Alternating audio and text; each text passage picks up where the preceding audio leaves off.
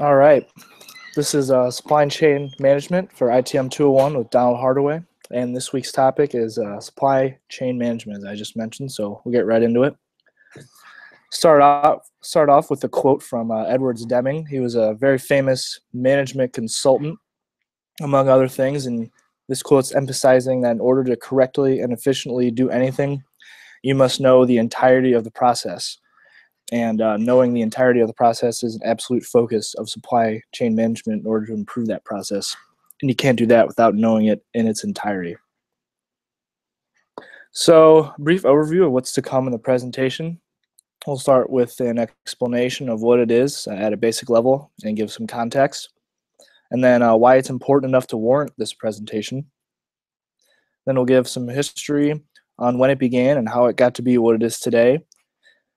A couple benefits that are possible with efficient supply chain management, and jump into some major companies that are tops in this field in exemplifying a superb supply chain management department, and then a conclusion that will wrap it all up at the end.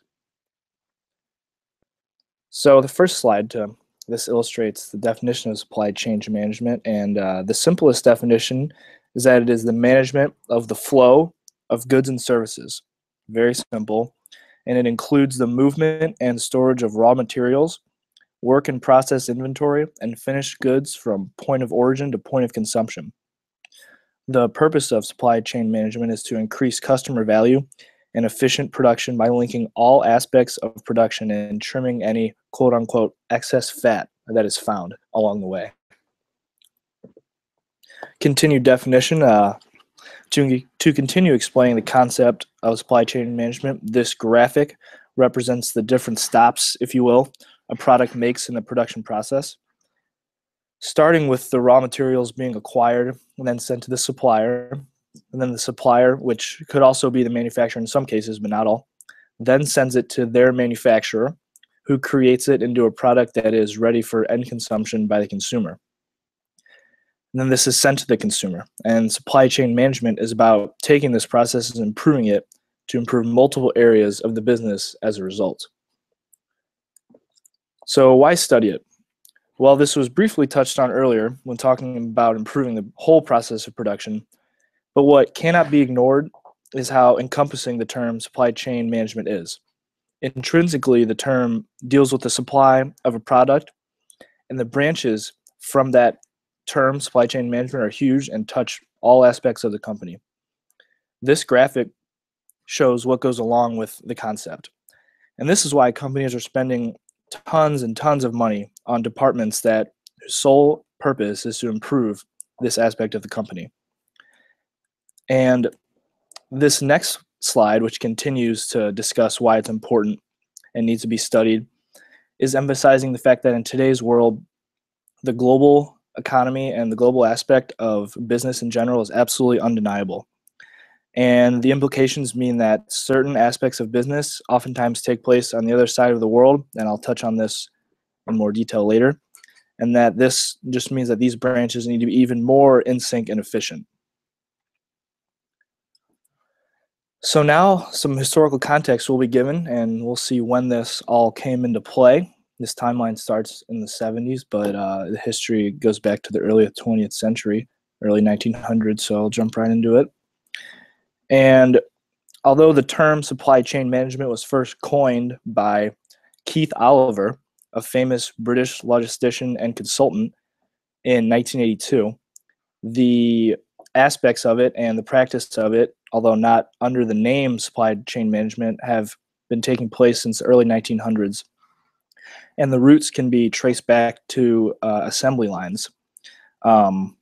Assembly lines were the first form of what began this effort in order to improve production on a large scale, as manufacturing in large quantities was becoming more and more common, because populations were booming, cities were sprouting up all over the place, and people needed to produce things quickly and efficiently.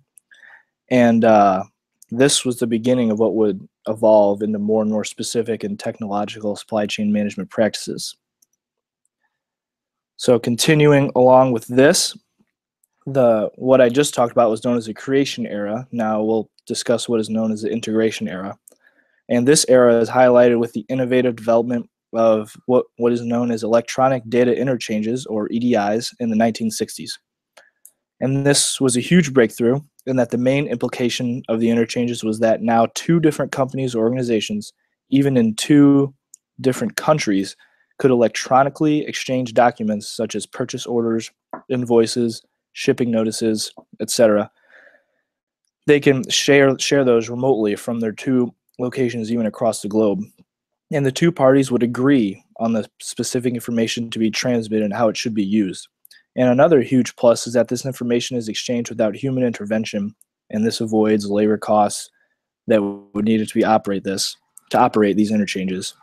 And the EDIs were a large catalyst for the next era in supply chain management, which is what is known as the globalization era.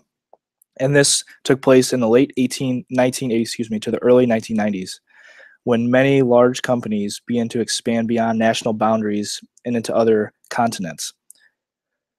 These companies began to take their core values and give them more of a global scope in order to increase their competitive advantage, add value, and reduce costs through outsourcing. And a fact that supports this is that from 1965 to 1990, the proportion of the labor force migrating doubled. So this means that workers were leaving and going elsewhere looking for work, and these companies outsourcing to other countries really accentuated that. And this now meant that instant communication between suppliers and buyers became possible in ways that it was never possible before. And this led to the next era, which I sort of touched on, which is known as the outsourcing era, which takes place in the end of the 1980s, but mostly the 1990s. And as I sort of touched on earlier, companies began to see that many parts of their business could be done for significantly cheaper prices in other countries, and they began to abandon vertical integration. They sold off their non-core operations and outsourced functions to other companies located in other countries. So this changed management requirements by extending the supply chain beyond the company walls, where they originated. Now different markets existed within one company, and these markets brought their own specific challenges and demands.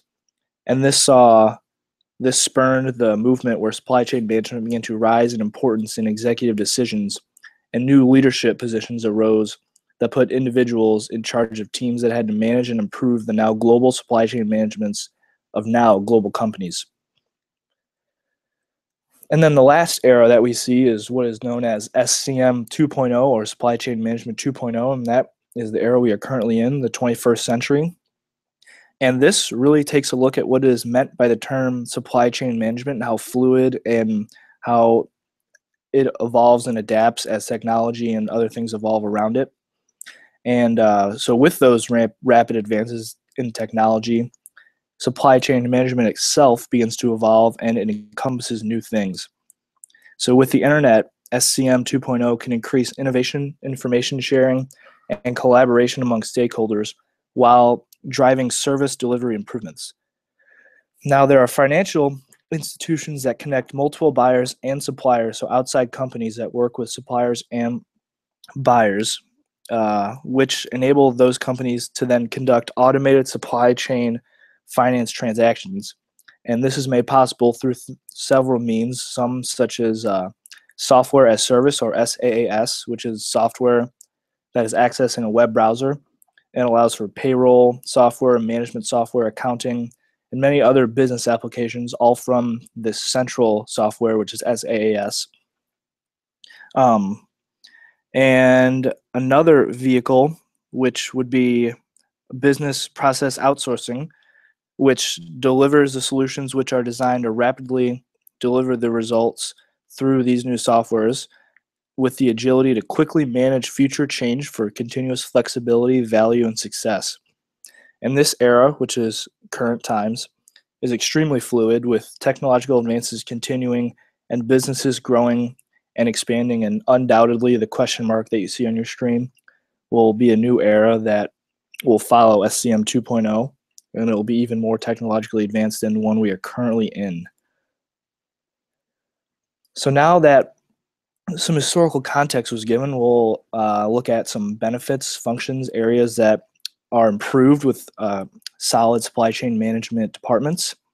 So the figure here is just reinforcing the fact that supply chain management touches so many parts of the business and allows for new employees, and it just is a driving force in any company's aim to increase profits. So we'll jump into some functions here.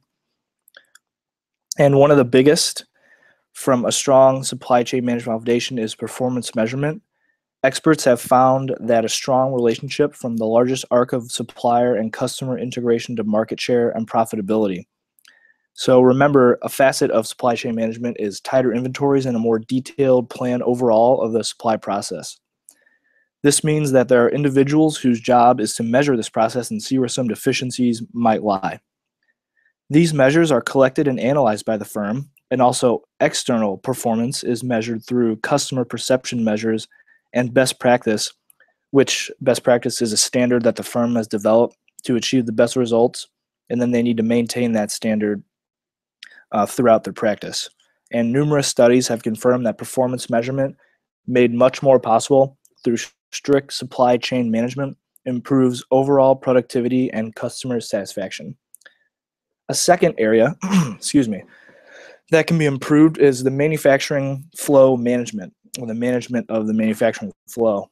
So manufacturing processes must be flexible in order to respond to market changes and must accommodate the mass customization that we see in today's markets and economy. Changes in the manufacturing flow process lead to shorter cycle times, meaning improved responsiveness and efficiency in meeting customer demand. Planning, scheduling, supporting manufacturing operations like work in process storage, transportation, distribution, and among other aspects, these are all things that are managed by this process. There are many steps that a product has to pass through on its way to the consumer, and companies, similar to performance measurement, which I just touched on, need to make sure that they're constantly measuring and making sure that this process is efficient as possible. Customers now more than ever want products that are astutely customized to their specific needs, and they want it quicker than they ever have before. So with 2-day shipping, same-day service now being available, these companies need to be able to put out these products almost immediately. And if a company doesn't make sure that their manufacturing process is able to respond to these types of orders, they will start to see orders pile up. Customers are not happy about that, and they will absolutely lose revenue. A third aspect that will be discussed is customer service. This aspect cannot be overlooked, especially with social media and how easy it is to post anything and interact with anyone worldwide instantly. Companies are at a higher risk than ever for being exposed for any mistake they make, no matter how little or small it may seem.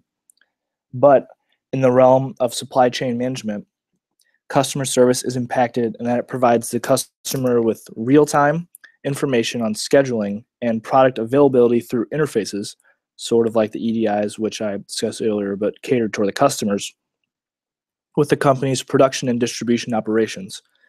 Successful organizations determine mutually satisfying goals for organization and customers. They establish and maintain customer rapport, or a harmonious mutual relationship, and they induce positive feelings in the organization and the customers in order to build strong customer relationships. Especially now in the SCM 2.0 era, the platforms for companies to have constant contact with customers are undeniable. There's absolutely no reason why companies can't keep customers and stakeholders up to date on the current affairs and ongoings of the business. So as has been stated throughout this presentation, the importance of supply chain management is undeniable in today's biggest companies. And according to IndustryWeek.com's list of the top 25 companies exemplifying the best supply chains of 2014, these 3 companies came in at 1, 2, and 3, with Apple number 1, McDonald's number 2, and Amazon number 3. So Amazon earned number 3 ranking with, which I'm sure most people are aware of, their transformative warehouse reboots. Delivery drones is the newest buzz to come out of Amazon, with the possibility of drones being able to deliver packages to customers on their doorsteps. Excuse me. Technology such as this always puts Amazon on the cutting edge of redefining how they get their products to the consumer, which is an obvious aspect of supply chain management. And then McDonald's comes in at number 2. And obviously, McDonald's has its dominant brand name recognition on its side, but also the staggering fact that every day they serve nearly 1% of the world's population with their supply chain, which comes out to about 70 million people daily. So clearly, they are doing something right if they are able to reach that many people on a daily basis. And the company is constantly launching new products and has a well known, close relationship with its franchisees and suppliers. And at number 1 for the 7th year in a row on Industry Week's rankings, Apple comes in at number 1. And it has absolutely set the standard of selling products in store and online with its Apple Tune Store, which relates back to the companies reaching out to consumers, making everything available for them. With Apple, it's extremely easy. Anyone can go on and buy a product instantly, and it's available after you purchase it at the click of a mouse. And they also recently invested $10 billion in manufacturing tooling and equipment to automate production of popular devices, while also bringing component sourcing for some of its products back in-house. And that is what it takes to stay ahead of the curve for so many years, like Apple has done. Like I said, 7 years in a row, they've been on top. So now I'll wrap it all up with a conclusion, hopefully re-hit some of the main points. So as I said, supply chain management began to be a focal point of industry in the early 20th century, although the name wasn't coined until 1982, but it became relevant with the assembly lines, and Ford was the first to really get that going, and they set the standard there. And as technology and the global economy progressed, top companies began to start outsourcing portions of their company to cut costs and also to cater to the global market that we see today. And supply chain management as a whole allows for increased customer value and focuses on tighter controls of inventory and the manufacturing process as a whole.